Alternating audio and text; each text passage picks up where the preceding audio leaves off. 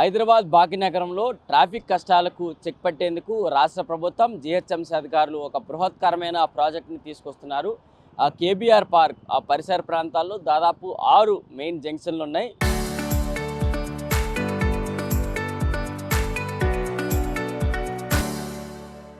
ఈ జంక్షన్లన్నింటినీ కూడా సిగ్నల్ ఫ్రీగా ఆ ప్రాంతాన్ని చేయడానికి 7 ఫ్లైఓవర్లు 7 అండర్ పాస్లు ప్రోగ్రామ్కి సంబంధించి ఆ ప్రాజెక్ట్ను కూడా తీసుకొచ్చారని చెప్పుకోవాలి. కేబీఆర్ పార్క్ ఎంట్రన్స్తో పాటు Jubilee check post, road number 45, ఆ ఫిలిం నగర్, బసవ తారకం, అలాగే ఆ జగన్నాథ స్వామి టెంపుల్, ఈ 6 ప్రాంతాలకు సంబంధించి ఈ జంక్షన్లన్నింటినీ ఇటు కేబీఆర్ పార్క్కి అనుకూలంగా ఉన్న ప్రాంతాలన్నిటికి కూడా అండర్ పాస్లు ఫ్లైఓవర్ ప్రాజెక్ట్ సంబంధించి 2 ఏళ్ల కాల పరిమితిలో ఈ ప్రాజెక్టులన్నీ చేయడానికి కూడా ఇప్పటికే అగ్రిమెంట్లతో పాటు పనులు కూడా ప్రారంభమయ్యాయని చెప్పుకోవాలి. ఒక్కసారి కేబీఆర్ పార్క్ పరిసర ప్రాంతాలకు సంబంధించి ప్రాజెక్టులు చూసుకున్నట్లయితే కేబీఆర్ పార్క్ నుంచి రోడ్ నెంబర్ 36 వరకు 4 లైన్స్ ఫ్లైఓవర్ అయితే పడబోతోంది. దాంతోపాటు పంజాగుట్ట నుంచి జూబ్లీ చెక్ పోస్ట్ వరకు 3 లైన్స్ యూనిడైవర్సల్ రాబోతోంది. దాంతోపాటు కేబీఆర్ నుంచి పంజాగుట్ట వరకు 3 లైన్ల అండర్ పాస్లు కూడా రాబోతున్నారు. సో ప్రస్తుతానికి ఈ ప్రాజెక్ట్ సంబంధించి కేబీఆర్ ఎంట్రన్స్ దగ్గర ఉన్నాము. ఇక్కడ నుంచి ఈ ప్రాజెక్టులో మొదటి దశలో ఈ 3 ప్రాజెక్టులకు సంబంధించి కూడా పనులు అయితే కాబోతున్నాయని చెప్పుకోవాలి. నగరంలో ఏ మేరకు ట్రాఫిక్ పెరుగుతుందో మనమంతా చూస్తూనే ఉన్నాము. ఒక కిలోమీటర్ల మేర ట్రాఫిక్ జామ్ ఏ విధంగా ఉండబోతోంది, ఒక్కసారి సిగ్నల్ రెడ్ జామ్ కానీ అయితే హైదరాబాద్ భాగ్యనగరం ఏ విధంగా ట్రాఫిక్ జామ్లో ఇరుక్కుంటుందో తెలుసు. సో ఈ 2 ఏళ్ల కాల పరిమితిలో మొదటి దశలో 2 అండర్ పాస్లు 3 ఫ్లైఓవర్లు రాబోతున్నాయి. దాని తర్వాత 4 ఫ్లైఓవర్లు 4 అండర్ పాస్లకు సంబంధించి ఆ ప్రాజెక్టులు అయితే తర్వాత ప్రాజెక్టులు ఉండబోతున్నాయి. సో ఈ మొత్తం కూడా 2 ఏళ్ల కాల పరిమితిలో చేయబోతున్నారు.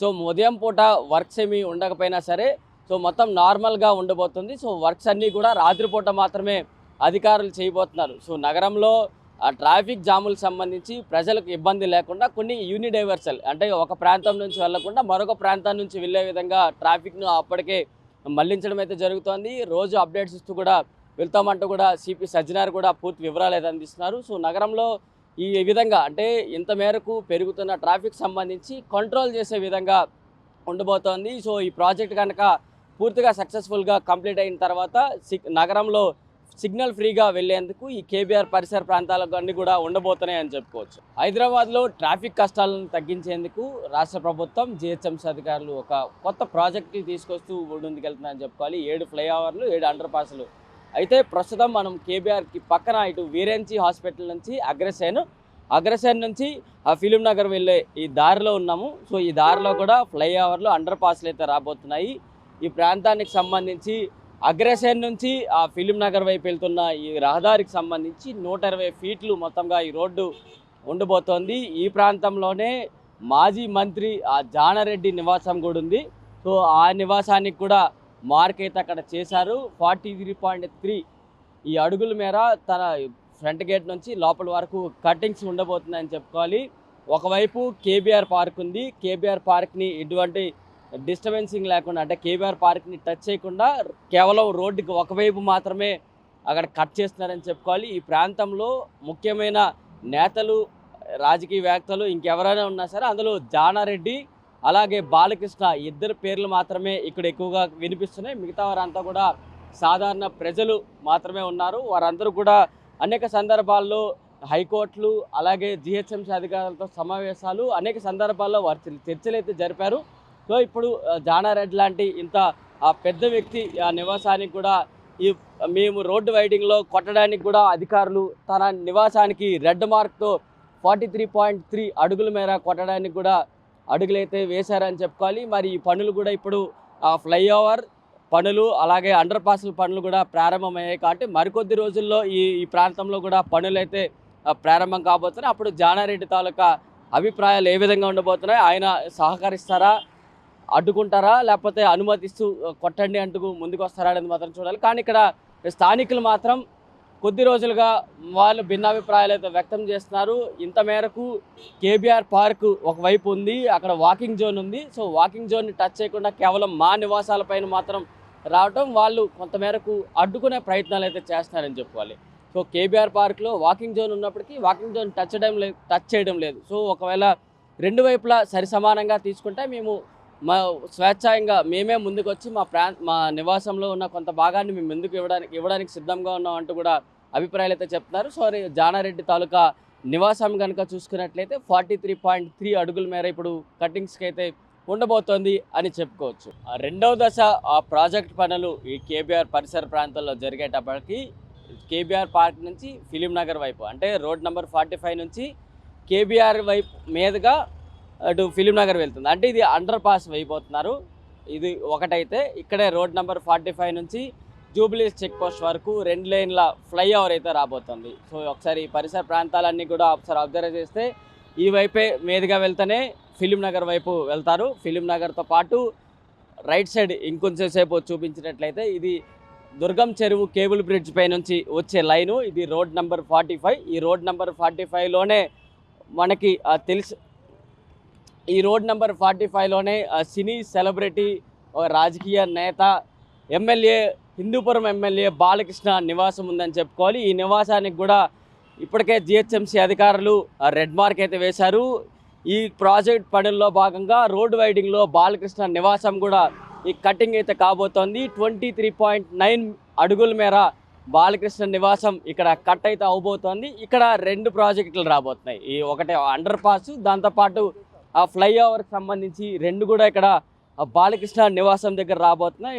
రోడ్ నెంబర్ 45 నుంచి జూబ్లీహిల్స్ చెక్ పోస్ట్ వరకు ఫ్లైఓవర్ వస్తుంది. అలాగే రోడ్ నెంబర్ 45 నుంచి ఆ ఫిలిం నగర్ వైపు అండర్ పాస్ రాబోతోంది. ఈ 2 ప్రాజెక్టులకు సంబంధించి బాలకృష్ణ నివాసం కూడా 23.9 అడుగుల మేర కటింగ్ అయితే కాబోతోంది.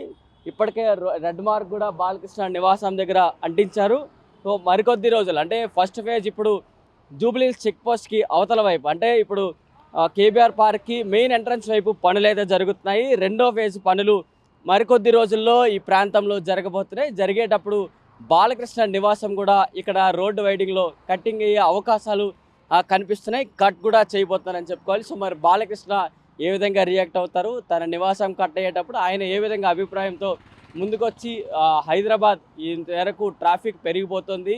సో గవర్నమెంట్తో పాటు జిహెచ్ఎంసీ అధికారులు ఇలాంటి బృహత్కరమైన ఒక ప్రాజెక్ట్ని ట్రాఫిక్ని తగ్గించేందుకు సిగ్నల్ ఫ్రీగా తీసుకెళ్లేందుకు ప్రభుత్వం చేసుకుంటున్నారు. కాబట్టి మరి ఈ నేత ఏ విధంగా సహాయ సహకారాలు అందిస్తారు మరి చూడాల్సిన అంశాలు ఇప్పుడు కనిపిస్తున్నాయని చెప్పుకోవాలి.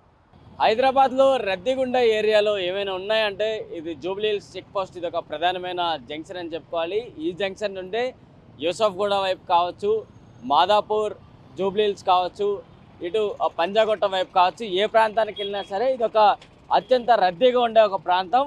ఇప్పుడు ప్రభుత్వం తీసుకొస్తున్న ప్రాజెక్టుకి సంబంధించి రాష్ట్ర ప్రభుత్వం ఇదంతా కూడా సిగ్నల్లెస్ ఫ్రీగా చేయడానికి ఒక 2 ఏళ్ల కాలం మాత్రమే ఉంది అని చెప్పుకోవాలి. దాని తర్వాత ఇక్కడ సిగ్నల్ పడే అవకాశం కూడా లేదు అంటే చెప్పొచ్చు. ఎందుకంటే ఇప్పుడు రాష్ట్ర ప్రభుత్వం 7 ఫ్లైఓవర్లు, 7 అండర్ పాసులకు సంబంధించి మొత్తం కేబీఆర్ పరిసర ప్రాంతాలన్నింటినీ కూడా తీసుకొస్తున్నారు. 6 ప్రధానమైన జంక్షన్లు అన్నీ కూడా ఉన్నాయి. అందులో కేబీఆర్ పార్క్తో పాటు ఇటు జూబ్లీహిల్స్ చెక్ పోస్ట్, అలాగే జూబ్లీహిల్స్ రోడ్ నెంబర్ 45 జూబ్లీహిల్స్, యూసఫ్గూడ కావచ్చు, అన్ని ప్రాంతాలకు సంబంధించి ప్రధానంగా వెళ్ళే కేబీఆర్ పార్క్ చుట్టూ 7 అండర్ పాస్లు, 7 ఫ్లైఓవర్లు అన్నీ కూడా రాబోతున్నాయి. ఒక్కసారి కనుక చూసుకున్నట్లయితే ఆ కేబీఆర్ పార్క్తో మెయిన్ ఎంట్రన్స్తో పాటు film Nagar, Jubilee Hills road number 45, Jubilee Hills check post, KBR park entrance, Basavataraka hospital, దాంతోపాటు జగన్నాథ స్వామి టెంపుల్, ఈ 6 మెయిన్ ప్రధానమైన జంక్షన్లు అన్నింటినీ కూడా ఇప్పుడు 7 అండర్ పాస్లు, 7 ఫ్లైఓవర్లు అన్నీ కూడా రాబోతున్నాయి. మరికొద్ది రోజుల్లో ఇక్కడ సిగ్నల్ పడే అవకాశం కూడా ఇక్కడ లేదు. సో ఈ ప్రాంతంలోనే అనేక మంది రాజకీయ నేతలు అందరూ కూడా ఉన్నారు. దాంతోపాటు జూబ్లీహిల్స్ చెక్ పోస్ట్ నుంచి ఇటువైపు ఒకసారి రోడ్ నెంబర్ 45 వైపు చూసుకున్నట్లయితే ఇక్కడే బాలకృష్ణ తాలూకా నివాసం కూడా ఉంది. బాలకృష్ణ నివాసం నుంచి ఒక అండర్ పాసు, ఒక ఫ్లైఓవర్ 2 కూడా రాబోతున్నాయి. సో ఇప్పటికే రోడ్ ఎంక్రోచ్మెంట్కి సంబంధించి జిహెచ్ఎంసీ అధికారులు బాలకృష్ణ నివాసానికి కూడా రెడ్ మార్క్ అయితే వేయడం అయితే జరిగింది. దాదాపు 6-7 సంవత్సరాలుగా ఈ ప్రాజెక్ట్ ఎప్పుడు ప్రారంభమవుతుందా అనుకున్నారు. కానీ ఎట్టకేలకు కాంగ్రెస్ రాష్ట్ర ప్రభుత్వం సాయశక్తులు అన్ని ప్రయత్నిస్తూ కూడా ఈ కేబీఆర్ పార్క్ని టచ్ చేయకుండా, కేబీఆర్ పార్క్ ఎంక్రోచ్మెంట్ జోన్లోకి వెళ్లకుండా బయట అవుట్ సైడ్ మాత్రమే రోడ్డు పైన ఫ్లైఓవర్లు, అండర్ పాస్లు తీసుకొస్తూ కూడా ఈ ప్రాజెక్ట్ని ముందుకైతే తీసుకెళ్తున్నారని చెప్పుకోవాలి.